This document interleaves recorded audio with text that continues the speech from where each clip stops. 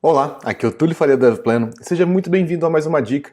Na dica de hoje a gente vai falar sobre polyfill. O que ele é, e eu vou mostrar um exemplo aqui para vocês também. Polyfill era uma coisa bastante comum, tá? Quando a gente começou aí com aplicações web. Por quê? Porque a gente tinha uma disparidade aí de navegadores, etc. E algumas funcionalidades que iam evoluindo aí no navegador, a gente não tinha suporte nas versões anteriores. Então, se a gente fosse pensar lá nos primórdios lá, né, dos Internet Explorers, por exemplo, a gente ia evoluindo, mas as versões anteriores não tinham suporte. E aí começou a se criar polyfills, né? Então, uma maneira de preencher esse espaço aí que não tinha, para permitir que os navegadores continuassem evoluindo. E a gente tem esse problema até hoje. Tá? Então, por exemplo, se a gente pegar o Explorer, a última versão, né, a versão 11 aí, o Explorer não suporta algumas coisas que a gente tem no ECMAScript, tá? Então no mais novo, né, já no 6, no 7, etc. Então o que a gente tem que fazer? A gente tem que de alguma maneira preencher essa falta, né, de funcionalidade ali dentro. E como que a gente pode fazer isso? Bom, basicamente, vamos supor, eu estou no Mac aqui, eu não vou conseguir rodar o Explorer, mas uma funcionalidade que não tem no IE 11, por exemplo. Então vamos supor que a gente tem um vetor, tá? Então um array aqui, com 1, 2 e 3 dentro, tá? Simplesmente, se eu quiser utilizar o for each, eu não tenho o for each no IE11, tá? Então, se eu fizer esse código aqui, por exemplo, item, e for rodar no Explorer, ele não vai funcionar, tá? Deixa eu só abrir aqui o console e atualizar. Ó, ele saiu aqui. Porém, se eu for rodar esse código no Explorer, ele não vai sair nada, tá? Então, como que eu identifico se eu preciso de um polyfill ou não? Basicamente, se você testa no Chrome, por exemplo, e ele vai funcionar bonitinho, e aí você vai rodar no Explorer, você abre lá o console, lá tem um console também no Explorer 11, tá? Você abre o console e ele fala, olha, for each, ele não é um método desse cara aqui, tá? Então eu não encontrei for each. Isso vai acontecer com for each, com from e por aí vai. Então tem um monte de método que está implementado a partir do ECMAScript 6 e que não tem suporte no IE11. Então como que a gente resolve isso, tá? Se a gente olhar na documentação do Mozilla aqui, que é a mais que eu gosto bastante também para JavaScript, ele explica, né? Então, se você teve um problema com for each, o que você pode procurar? Procura por for each, ele vai mostrar aqui de como que funciona e etc.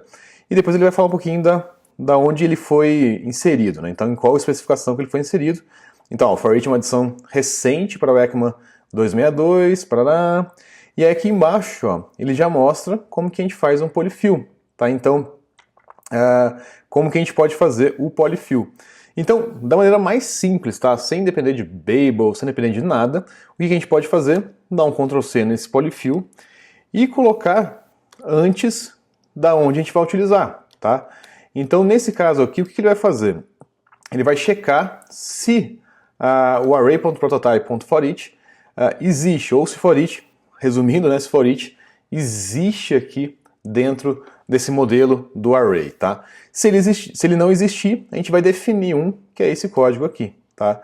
Então a gente inclusive consegue, se a gente quiser, né, se a gente quisesse modificar o for each aqui, a gente poderia, tá? Não faz muito sentido, mas a gente poderia fazer isso. Então esse código a mais aqui é só para suprir quando o navegador não tem o for each por padrão. Uma coisa que foi engraçada, e por que eu trouxe esse assunto aqui hoje? Num projeto que eu tô, que eu entrei recentemente até, tinha um bug que estava parado lá por, sei lá, 2, 3 meses, e era exatamente por isso, né? Então estava faltando alguns polyfills e ninguém conseguiu achar. E basicamente eu saí caçando todos os métodos que eles tinham utilizado do JavaScript mais moderno, né? E fui trocando pelos polyfills.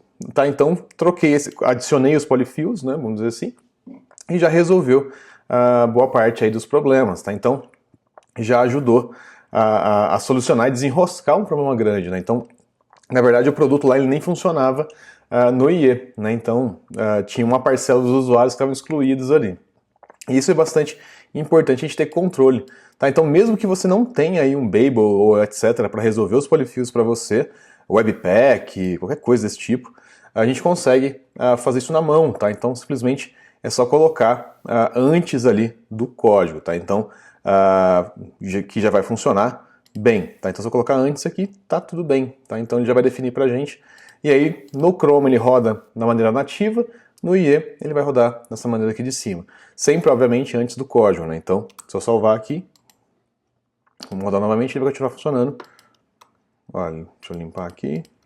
Ele vai continuar funcionando normalmente, tá? Então, é bastante legal. A única coisa que é chata, né? Igual esse bug, o que era mais chato para resolver nesse bug, né? Então, simplesmente procurar e rodar no IE11, porque o IE11 é bastante lento, né? Então, o mais trabalhoso é mais rodar e testar a aplicação lá do que efetivamente você achar o bug, tá? Então, é uma das coisas que você tem que deixar em mente aí, que às vezes, mesmo com Webpack, mesmo com Babel e etc., às vezes ainda vai faltar o polyfill, você precisa configurar os polyfills ali, tá? Então, é bastante importante a gente saber que existe essa necessidade ainda. Então, muito código que você pode estar criando hoje, por exemplo, no React, etc., às vezes pode estar quebrando por falta de polyfill, tá? Então, é bom ficar atento, né? Então, se você não está quebrando nada aí por causa de retrocompatibilidade com os navegadores mais antigos. Bom, pessoal, essa é a dica rapidinho. Eu passei por isso esses últimos dias, então queria compartilhar um pouquinho com vocês aqui como que eu resolvi lá, então, da maneira mais simples, tá? Então, não modifiquei nada no Webpack, não modifiquei nada no Babel, simplesmente resolvi o método que eles estavam utilizando lá, com 3, 4 linhas de código, ao invés de adicionar polyfill para tudo, tá? Então, simplesmente resolvi o problema e eles ficaram felizes lá e desenrosquei uma coisa que estava 3 meses enroscada, tá? Então, às vezes uma coisa simples resolve muito mais fácil do que outros métodos aí. Bom, é isso. Se você gostou desse vídeo, não deixa de comentar, curtir, mandar para um amigo.